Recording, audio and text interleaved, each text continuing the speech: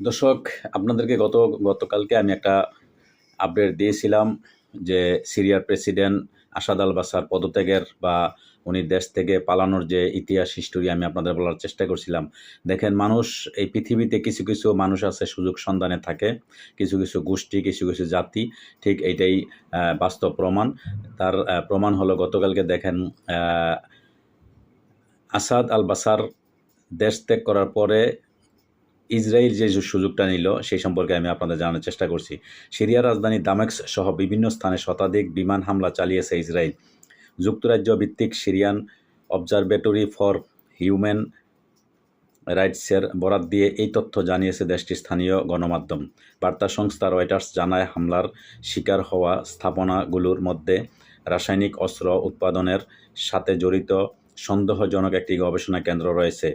বাশার আল আসাদ সরকারের পতনের পর চরমপন্থীদের নিষ্ক্রিয় করতে এসব হামলা চালানো হয়েছে বলে জানিয়েছে ইসরায়েল।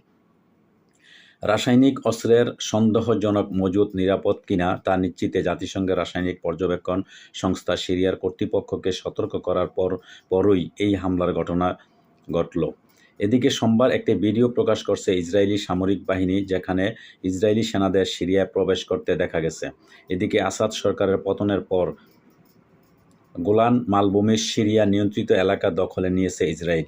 শুধু তাই নয়, ইসরায়েলি বাহিনী কৌশলগত এলাকার ইসরায়েল অধিকৃত অংশের কাছাকাছি 5টি গ্রামে বসবাসকারী সিরীয়দের ঘরে থাকতে সতর্ক করেছে। 1967 সালের যুদ্ধে ইসরায়েল গোলান মালভূমির একটি অংশ দখল করে এবং এটিকে সংযুক্ত করে। মার্কিন যুক্তরাষ্ট্র ছাড়া আন্তর্জাতিক সম্প্রদায় এটিকে সিরিয়ার ভূখণ্ড বেআইনিভাবে দখল করা বলেই মনে করে। দর্শক, প্রত্যেকটা মানুষের এই অবস্থা, আপনারা যেই পরিস্থিতি দেখতেছে, ইসরায়েল পুরো আরব দেশ, মিডিল ইস্ট সব দেশে ধীরে ধীরে আস্তে আস্তে দখল করে নিবে। তার কারণ হচ্ছে আমাদের মধ্যে একতা নেই। আজকে যদি সিরিয়ার সমস্ত জনগণ বা যেই